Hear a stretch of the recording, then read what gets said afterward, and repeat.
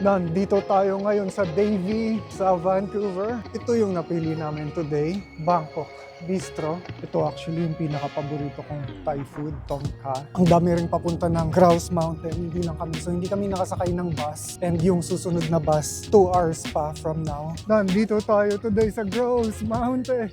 Maganda yung nakuha namin pwesto pero wala na kaming lamesa. And dito yung order ni Ran. Next year, attend talaga ako ng skiing at saka snowboarding class. Hindi ko na-bleach yung buhok ko. Kinabahan ako. Natatakot ako. Feeling ko hindi ko siya magagawa ng tama. Pero kinulayan ko pa rin siya. And, ayan, medyo reddish. Reddish yung dating niya. Okay lang naman. At least natakpan yung mga puti-puti. Pero grabe yung fog sa labas today. Oh my God. Ayan. Wala rin naman tayong pupuntahan na malayo.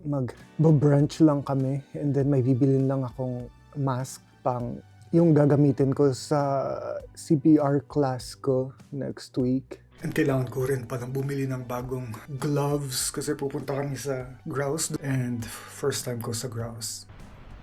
Itong 1:38 na bus yung hihintayin natin. So meron pa tayong mga 7 minutes. Thank you!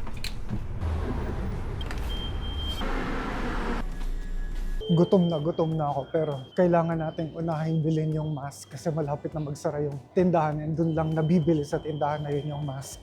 Pero konting lakaran na lang. Ang kapal pa rin ng fog hanggang dito. Oh my God, hindi kita yung tuktok ng kinoconstruct na building. Parang lumalagpas na sila sa... Ito na yung pagte-trainingan ko ng 2 days. And dito ko rin bibilin yung mask and medyo malayo to from Port Moody, so around 6:30 pa lang kailangan ko na umalis ng bahay. Nakuha ko na siya. Akala namin sarado sila kasi hindi namin mabuksan yung pinto, and then tinry naming tawagan yung hotline nila kasi nakalagay dun sa schedule nila sa pinto na open dapat sila today.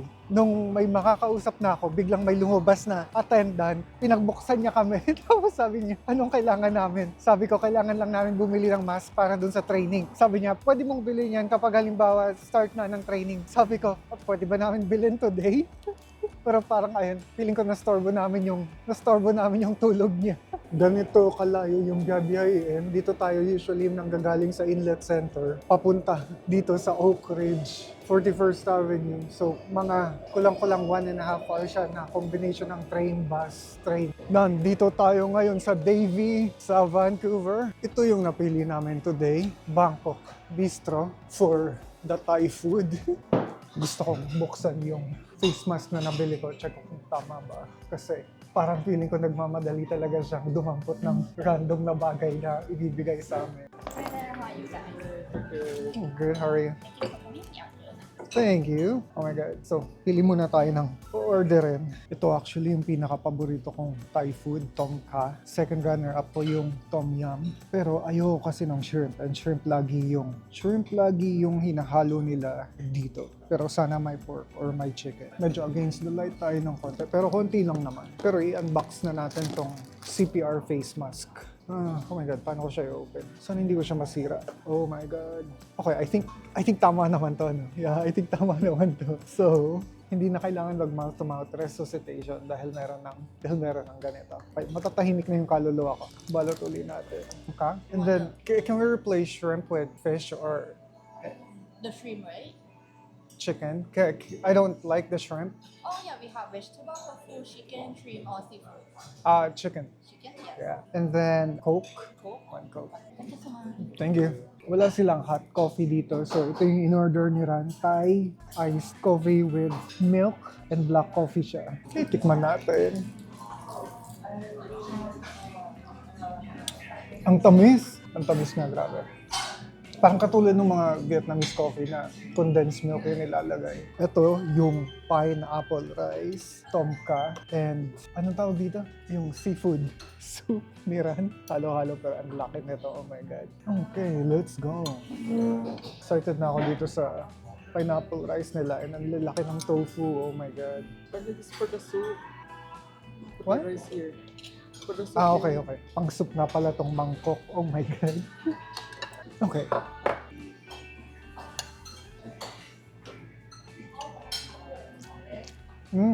Asan yung pineapple? Okay. Okay, so masarap yung pineapple rice nila pero parang ang flavorful na niya na parang siyang chow fan na kaya ko siyang kainin na siya lang. And gusto ko kapag tomka, gusto ko pag halimbawa may ulam ako, yung rice ko white rice lang na walang added flavor. So order ako ng jasmine rice. Pero ang sarap nito. Kaya kong kainin tong pineapple rice nila nang walang ulam. And tikman natin yung sabaw ng seafood platter ni Ran. Parang ang matamis na maasim, na maalat na maanghang. Okay, let's go. Nandito na yung white rice. And ito talaga yung perfect kapag mga ginataan yung ulam. Yung tomka actually para lang siyang ginataan. So, chicken siya na may coconut milk. And tikman na natin. Ang perfect. Sarap, oh my God. Para siyang tinola na may gata. Tinake home na lang namin yung ibang seafood kasi hindi namin maubos. And hindi rin ako kumain talaga masyado kasi ayun nga, ayoko ng puset, ayoko ng shrimp at saka mga clams and seashells, ganyan. So yung tomka lang yung kinain ko. Hindi tumatalab yung iced coffee na binili ni Ran. So gusto niya ng hot coffee na yun sa Starbucks. Papunta lang kami saglit na yun sa Metro Town dahil may kailangan kaming biling mga gloves na wala yung isang pares ng gloves ko sa Victoria. I think nalaglag siya. Ngayon, kailangan ko ulit ng gloves dahil pupunta kami ng Grouse Mountain bukas and makapal pa yung snow doon. Itong Metro Town Mall yung pinaka-crowded na mall dito sa Metro Vancouver. So dito tayo sa, oh my God, sale. $69.99 from $199.99. Mountain equipment. Magaganda rin yung mga products dito. Tsaka quality rin yung mga products dito sa mountain equipment. Pero gloves lang yung bibili natin. Okay, ito yung kailangan ko. Yung pwedeng lumusot yung daliri. Ang lala pa rin ng fog dito sa Port Moody. Oh my God. Hindi siya nawala. Ganito yung itsura ng gloves. Alam ko hindi to tatalab sa mga -10, -15 kasi yung legit na gloves na pang winter talaga na meron ako, sobrang kailangan ko pa rin mamulsa kapag halimbawa -10, -15 kasi sobrang malamig pa rin. Pero I think -4 to -7 lang naman sa Grouse Mountain today. So, laban na to. Ang dami ring papunta ng Grouse Mountain, hindi lang kami. So, hindi kami nakasakay ng bus. And yung susunod na bus, 2 hours pa from now. So, papunta kami ngayon, kukuha kami ng marerentahan na sasakyan. And magdadrive na lang kami paakyat. Mukhang gabi na kami makakarating sa Grouse Mountain kasi sobrang late na namin na pick up yung sasakyan. And ang dami ko rin na mali-maling liko dahil first time ko rin mag-drive dito sa Grouse Mountain. And napaka-traffic. Oh my God, parang lahat ng tao dun papunta ngayon. Sobrang bagal na gumalaw ng traffic and hindi kita dito sa camera pero dyan lang kami sa bundok. Ayan pupunta. 1 kilometer pa tayo pero ang dami ng mga nakapark dito sa gilid. And I don't know kung may mapaparkingan pa ba tayo pagdating dun. Nakarating kami sa tuktok at medyo may araw pa, konting-konti. Pero ang problema ngayon is yung parking. Kung may mapupwestuhan pa ba kami. Dahil, oh my God, sobrang punuan. Pero kita na from here yung mga gondola nila. Okay, so may nakita kaming parkingan pero hindi namin sure kung parkingan ba talaga to. Pero ang dami kasing nakapark na yun. So, I think isasagad ko na lang ng konti. Wait lang. Nakalagay kasi bus. Oh my God. Pero maraming nagpa-park. Hindi ko sure kung tama ba yung ginagawa ko. Pero I guess sasabihin naman nila. So that area, is it okay to park there? This one? Yeah? No, this is only for pickup or drop off. Oh, okay. Alright. You got stuck, eh? Yeah, so we're trying to get out. But I'm not sure if he's staying for a while. The Uber is supposed to. Okay.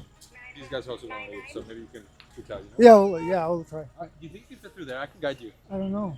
I think you should be good. Okay, You yeah. wanna try, yeah. Okay, yeah. Alright. Buhol-buhol na yung traffic doon. Oh my God. So wala pa rin kami nakikitang parking. Maubos na yung araw namin. Kakaikot-ikot lang dito. Pero yun, andun na yung gondola nila. Bakit yan? Dun sa ski hill. Okay, so nakakita kami ng parking. Pero dito sa loob ng parang medyo malayo na siya. 4 na kanto. And mga bahay-bahay na tong area na to. Pero pera muna ako ng susi. Lalakarin na lang namin paakyat. And hindi naman siya, I think doable siya for me. Kailangan ko lang i-lock yung sasakyan. ang haba pa rin ng pila. Ang dami pa rin umaasa, hindi nila alam pagdating sa taas. Babalik, iikot lang rin sila. And feeling ko mas malayo pang mga bahay-bahay yung pagpaparkingan nila. Kasi mapupuno rin yung mga bahay-bahay dito. Pero ay, nakakahingal umakyat. Bakit kami? And gutom na ako. Kagabi pa yung huling kain ko. And yung iba naglalakad bit-bit na yung mga snowboard at saka ski nila. Okay, nakabalik na kami sa taas. Oh my God, yes we have! Oh my God, sold out na daw sila. Kaya hindi rin kami makapag-back out or makapag-cancel dahil $79 yung binayaran namin dun sa ticket. Ito na yung gondola and yung destination natin yan ay sa taas pa, sa Gross Mountain. Let's go! And ito yung pila. Nandito tayo today sa Gross Mountain. Okay, let's go! And first time ko rin makasakay ng ganitong klaseng gondola. Yung huling nasakyan ko yung sa New York pa, pero hindi yun paakyat sa mountain. Thank you. Actually, I wouldn't do that. فوقفت وقفت صفيت خابط فيها بحكي لها مو ما رجعت ترجع هي بترجع عن هذا ودفشتها بس هاي فكرتني اهبل انا Alright, umaakyat na tayo. Let's go! No, don't be scared. You'll hear my voice in the videos forever. Well, medyo marami kami dito sa isang هاي gondola. جنى هاي جواد 10 tao. طلعت ياش هاي لؤي. هاي حبيبتي عندك طلع في ليك Oh هون my بابا God. هذا part of the dam. Damn, هذا part of the Why is it still? Look at all the snow. Yay!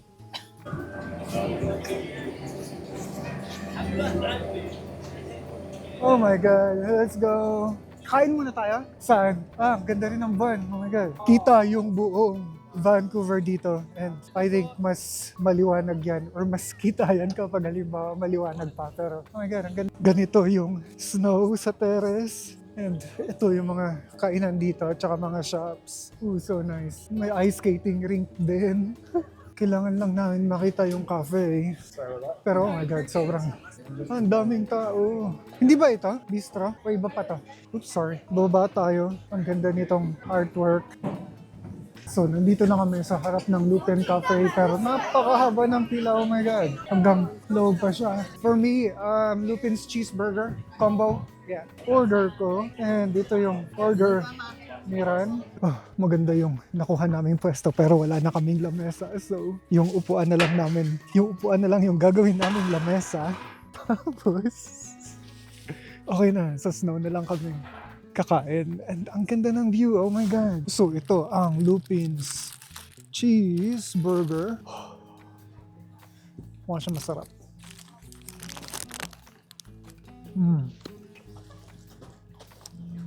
Nice. Oh. Do you wanna go there? Oh, you can pass anywhere. And ito yung in-order ni Ran. Oh my God, ang sarap. Okay, labas tayo. Tingnan natin kung ano yung pwede nating magawa sa labas. Sabi ni Ran, wala na daw slot for snowshoeing. Pero actually, pwede namang pang snowshoeing tong sapatos ko. Hindi naman siya madulas. Okay, let's go. So, may pila dito. Pila na napakahaba as usual para sa snowshoe. And yun yung safest na pwede natin gawin today dahil hindi tayo train mag-snowboard or mag-ice skate. Oh my God. So I think polar bear tong nandito na pinipicturean ng mga tao. Ang ganda. Okay, finally. Konti na lang yung mga tao dito banda. It's nice. Ang ganda ng... So, kahit nung nasa terrace ako, gusto ko lagi naglalakad sa gabi. Lalo na kapag may snow kasi hindi siya madilim kahit walang buwan, kahit walang ilaw. Maliwanag siya sa gabi. Kita mo yung tinatapakan mo.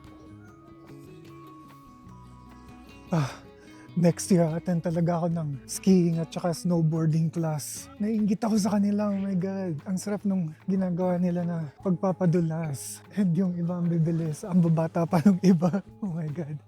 So nice. Ang ganda dito. Oh my God. Sobrang daming taong nagabang ng fireworks. Ang lalim ng ice dito banda. Pero babalik kami dun sa cafe para mag-hot choco. And hindi nababawasan yung mga tao. Oh my God. Parang lalo pa silang dumadami. Nakakuha kami ng premium view dito sa cafe. Ang ganda ng Vancouver. And nasa pinakatapat kami ng gondola. So dumadaan-daan yung mga gondola habang nagkakape-kape. Ayan yung sinakyan natin kanina. Oh my God. Kailangan ko lang timplahin yung creatine ko dahil hindi ko siya natimpla kanina dahil Coke yung in-order ko. Oh my God, where is it? Kaso wala akong panghalo. Ay, Wabit, pwedeng pahiram ako niyang knife mo after. Haluin ko lang siya. Okay. And meron din tayong apple fritter. Na, oh my God, napakataba ng apple fritter nila. So nice. Napaka-convenient. Tamang choice nga talaga tong gloves na labas yung mga daliri.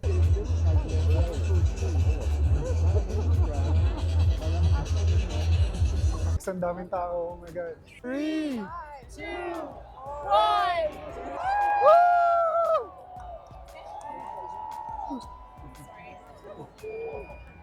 At tagal ng fireworks. Ayun, oh my God.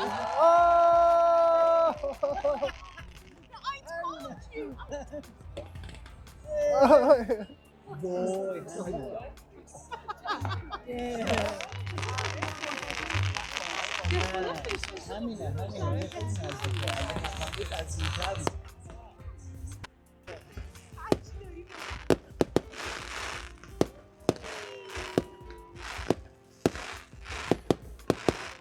Okay, ikutin natin tong lugar na yon na konti na lang yung tao. Sobrang hirap gumalaw dito kanina dahil punuan. Ang daming nagabang ngayon. Hindi na masyadong matao. Pero yan yung snow. Ito yung snow na naipon sa bubong nila. Sa baba, medyo ang putik na nung snow.